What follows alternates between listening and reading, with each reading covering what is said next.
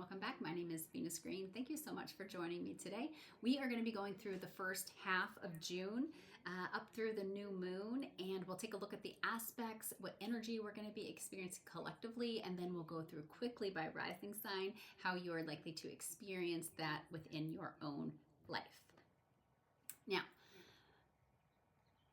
the month is going to kick off initially with this transition of Mercury from Gemini to Cancer, and that happens on the 1st, right? So we are going to start off with this shifting of signals in terms of our communication, the emotional overtones that we're hearing in public messaging. And there's also going to be this growing sense that the information itself is just not behaving very predictably.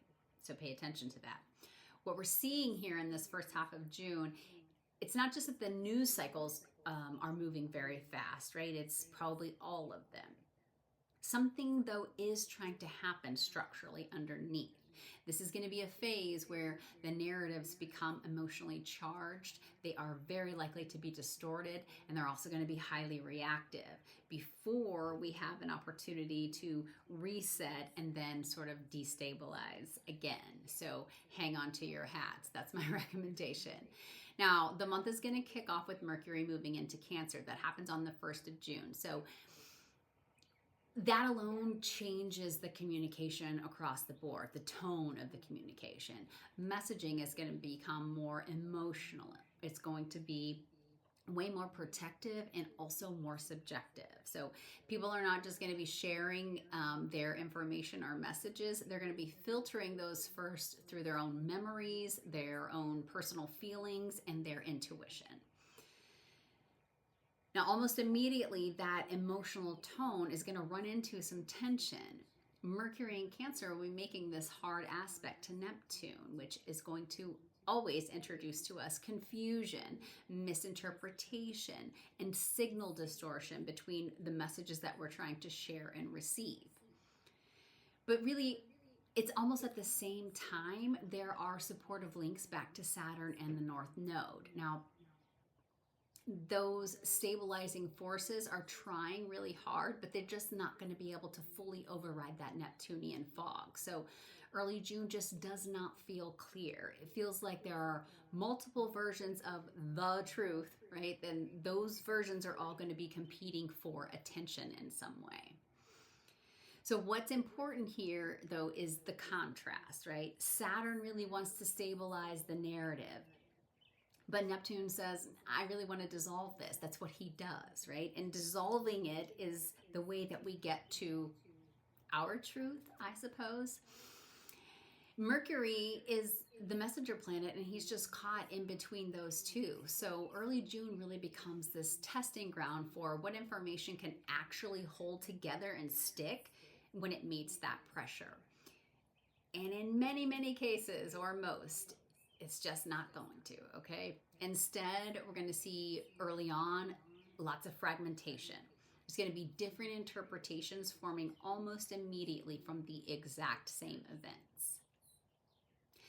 Now, around June 9th, we are going to reach one of the more emotionally charged moments of the first half of the month anyway, because Venus is going to meet up with Jupiter in Cancer, and that conjunction of the two benefics, it really wants to bring us something good, something beneficial for our lives. Of course, we have to work through the rest of the energy before we can reach that point. So this is that feeling of expansion in terms of our emotions, our memory, our attachments, also our emotional identification.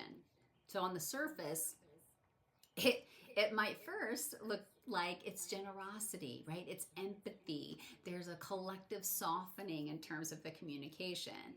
But really, in mundane terms, it's really just going to amplify whatever emotional narrative has already been circling. So whatever communications you are experiencing right off the bat in that June 1st to the 4th, pay attention.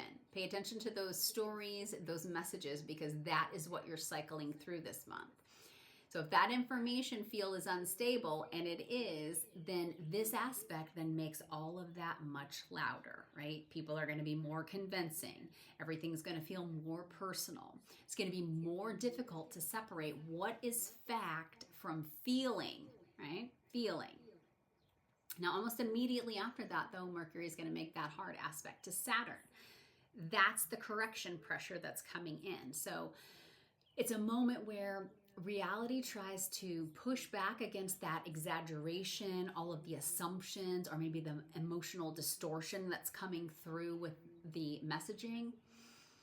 But instead of providing some sort of clean resolution, we are very likely going to see some friction, right? There's going to be information that's restricted. There will be messaging that gets constrained. The clarity that we are so hoping for, if it does arrive, it's going to arrive a little bit too late, right? It's not going to be able to stop the confusion that's kind of already spreading around. And by the time we get to the 12th, we're going to reach this more major point of instability, right? And that's because we're involving Uranus here, and they'll be making a square to both the North Node and the South Node. Now, in evolutionary astrology, this point is often referred to as the bending of the nodes. That's a configuration, right? Because Uranus is sort of right in the middle of both the North and the South Node.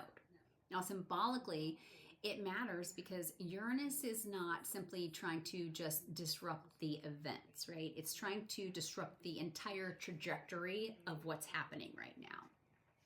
Now, the lunar nodes describe the collective direction, right? Where patterns are moving, what's being developed, and also what is being left behind, right? It's the nature of North Node and South Node. Now, when Uranus presses against that entire axis, the result is often a destabilization of the assumed momentum that has already been going. So what is that? That's practically, that looks like unexpected developments in certain areas of your life. It's going to be rapid shifts in public perception. There are going to be plans that are disrupted, right? Reversals to things that we thought were going one way or the other. There are also going to be sudden breaks in what previously seemed like something was already figured out, stable and predictable. Probably not, right? But on a psychological level, this aspect goes deeper than just surprise. It's not just about that. It can create this feeling that the future is not really unfolding along that path that we had expected. People are likely to realize that the assumptions that they've made, the timelines that they've been working with, or possibly the narratives that they were really building around are no longer able to hold in the same way. And because this occurs while the communication systems are already like emotionally reactive and interpretively unstable, that effect is going to be amplified. So this is where the momentum is likely to change very quickly. Well, sometimes that happens before people have fully processed what the change is in the first place. And when we get to the 14th, we have the new moon in Gemini. And new moons are typically a reset, right? This is going to be acting as the reset point in the communication cycle. Now, Gemini governs information flow, messaging, media environments, and really all of the interpretation that's happening itself. So this is important, though, because it's not really like a stabilizing reset just yet. It's more like this attempt to reorganize the narrative after that disruption occurs. So new conversations, new explanations, new interpretations are going to begin to form very quickly, but they are going to remain fluid, right? They are not solid yet. So the system is trying to recalibrate all of that, but the conditions are really still moving and shifting in real time. So rather than immediate clarity, the new moon is going to look more like the beginning of a mental or maybe informational reorientation process. So if we step back, the first half of June sounds like random noise, but it's not just that. It's going to be following a very specific pattern. We start off with this emotionally filtered communication that communication is going to become distorted and unstable. And then this emotional amplification from that Venus-Jupiter conjunction is going to make all those narratives very persuasive, right? But not necessarily more accurate. And that's what you need to pay attention to. So by mid-month, the narrative begins to reset, but that stabilization process is going to be ongoing. So the first half of June, we need to be mindful that it's not stable. It's not a stable information period just yet, right? The communication is all emotionally charged. Interpretations are going to be moving and shifting quickly. And then there's this sudden disruptive change of direction, of conversation before the full clarity forms. And then by mid-month at that new moon, we're going to attempt to have a reset of the narrative, right? The system is still recalibrating. So this is more like, think about it as like watching reality sort of reorganize itself in real time. All right, those are the aspects for the 1st through the 14th of June 2026. Let's quickly go through the rising signs and see where you are going to be experiencing this energy in your own chart. For Aries rising, Aries, Cancer is your 4th house and Gemini is your 3rd house. Now this is going to be activating your home and your emotional foundation.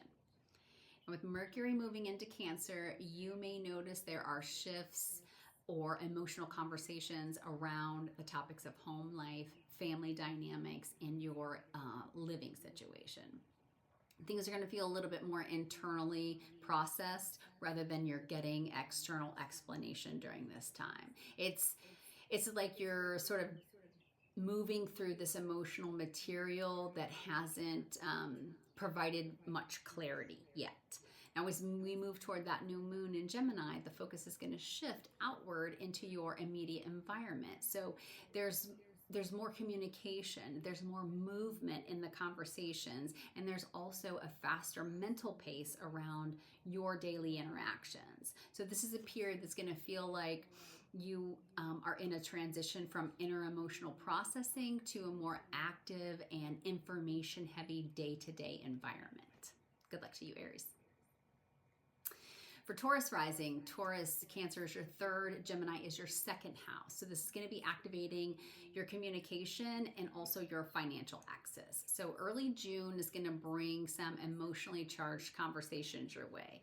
There's going to be shifting information. There's going to be moments where whatever is being said or understood is probably going to feel like it's unclear or it's still sort of evolving. You might find yourself revisiting discussions or probably rethinking any agreements as new details begin to emerge as we move forward. Then when we get to the Gemini new moon, we're going to shift focus toward money, resources, and personal stability. So this is going to be that reset point around income, spending, and how you evaluate your own sense of value. So what really starts off as just shifting conversations or changing information is gradually going to turn into a larger reassessment of financial priorities and stability moving forward. Good luck to you. For Gemini rising, Cancer is your 2nd house, and obviously Gemini is your 1st house. So this is like a personal recalibration cycle for you. When Mercury moves through Cancer, your focus is going to turn toward money, stability, and self-worth. But this can feel really emotionally influenced. It's like confidence or direction is becoming more tied to external circumstances than usual. Then when we get to the new moon, which happens in your sign, it becomes more personal, right? It's a personal reset point. And this is where identity, direction, and self-perception really start to shift for you. However, it may not feel very stable just yet. It's more like it's a new version of yourself that is beginning to form while you're still adjusting emotionally to whatever is changing beneath the surface. Good luck to you, Gemini. For Cancer rising, Cancer, this is happening in your 1st house, and then Gemini is your 12th house. So this is going to be a deeply internal cycle for you. And with Mercury moving through your sign, everything feels like it's more personal and it's definitely more emotionally amplified. So you are going to be processing a lot internally, even if it hasn't fully expressed itself outwardly just yet. There's going to be this sense of sorting through questions related to your identity. Maybe there are some emotional layers that are not immediately clear just yet, but those things are coming. Then when we get to the Gemini New Moon, that'll be activating your 12th house. So it's bringing the focus inward again. And this is a more sort of subconscious clearing process that we go through in the 12th house. It's where endings, emotional release, and those behind the scenes shifts sort of start to unfold very quietly in the background, right? So even if you feel like everything is more visible in terms of yourself right now, much of what's happening is really still unfolding internally. Good luck to you, Cancer. For Leo rising, Cancer is your 12th house and Gemini is your 11th. So this is the behind the scenes emotional processing cycle for you. Mercury in Cancer will be activating your 12th house. So there can be a sense of withdrawal that's needed, some reflection that's happening, and also some internal, like emotional activity, right? Those things aren't really fully visible yet to others, but they're happening inside of you. So it may feel like something is being processed more quietly, right, in the background, but then those things are going to be clearer later on. Now, when we get to the Gemini New Moon, that's going to shift focus for you toward things like friendship, networks, and future goals. So this is where that external connection really starts to begin and reform again, right? But only after that period of emotional processing and internal sorting, that's the needed quiet time that you need to process those thoughts before taking them out into the world. Good luck to you.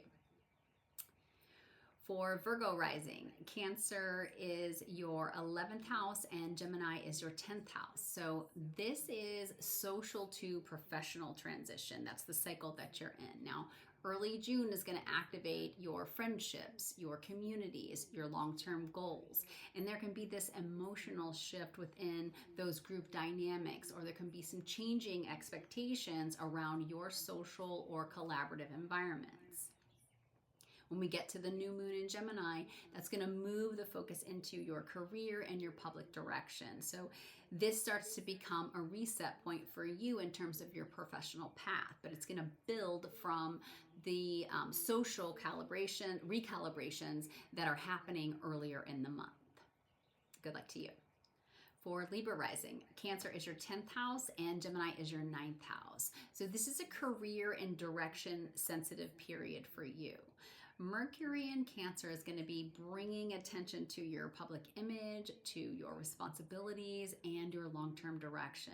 So this can feel emotionally charged or slightly unclear in terms of professional expectations or possibly visibility within your profession.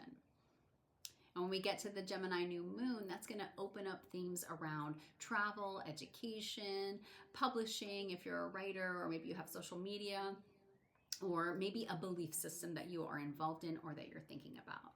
So this shift moves from external pressure around career into a broader expansion of really perspective and direction for you. Good luck to you, Libra. For Scorpio rising, Cancer is the 9th house, Gemini is your 8th. So this is a belief and transformation period. It's on that axis. So early June is going to bring some emotional focus to your long-term visions, to travel, education, any worldview. Those things are going to be shifting for you. And you might be reconsidering what you believe or where you are headed to in terms of, the larger scale of your life. Then when we get to the Gemini New Moon, that's going to shift into your shared resources, the deeper emotional and financial entanglements of your life. So this becomes a more intimate and psychologically layered reset point for you, where trust and vulnerability and probably financial independence starts to come into the focus for you. Remember, we are hanging on to our hats, right? We want to just be processing what's happening. but good luck to you, Scorpio. For Sagittarius rising, Cancer is your 8th house and Gemini is your 7th. So this is a relationship and emotional depth cycle for you.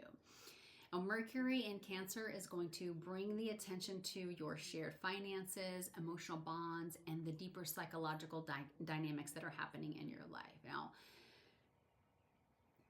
any of those things are going to feel more sensitive, right? Or possibly more layered in terms of your close relationships and the financial entanglements that you have in your life. Then when we get to that Gemini new moon, that'll be activating partnerships directly. So this is going to become that reset point in your one-on-one dynamics, right? Where relationships, contracts, and commitments are going to begin to shift and sort of redefine themselves altogether. Good luck to you. For Capricorn rising, Cancer is your 7th house and Gemini is your 6th. So this is the relationship and routine transition cycle that we're going through. Now, Mercury in Cancer, that activates partnerships, contracts. It's the one-on-one dynamics that you have with all of your close personal relationships.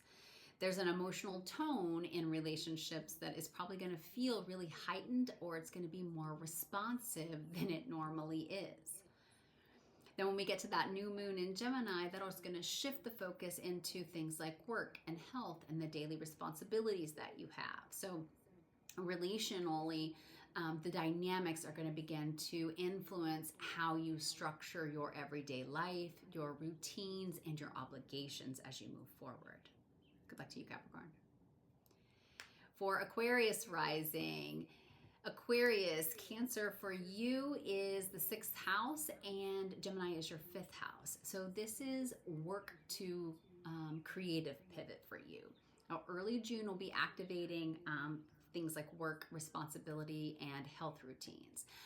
There is going to be this sort of feeling of shifting demands or emotional sensitivity around really the daily obligations that you are required to take care of.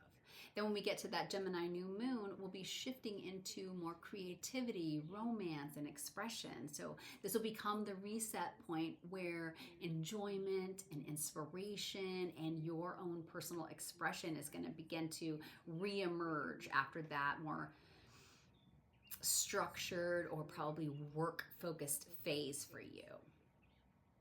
Then for Pisces, Pisces for you, Cancer is the 5th house and Gemini is your 4th. So this is going to be creative to emotional foundation cycle for you. Now, Mercury in Cancer activates your romance, creativity, and passion, right? It's the 5th house there. And then there's going to be probably a good amount of emotional intensity in terms of any sort of creative expression or matters involving children or romantic dynamics, all of those 5th house topics.